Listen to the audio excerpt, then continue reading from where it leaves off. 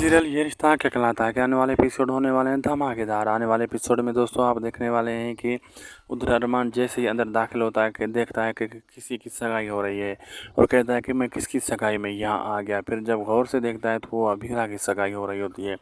तो अरमान ये सीन देखकर चौंक जाता है, तो उसके कंधे से वो जो डब्बा होता है वो भी गिर जाता है। तो अरमान खुद को छुपाने की कोशिश करता है, नीचे बैठ जाता है जैसे कि कोई देख ना ले। सारी फैमिलीज वहाँ आई हुई होती हैं।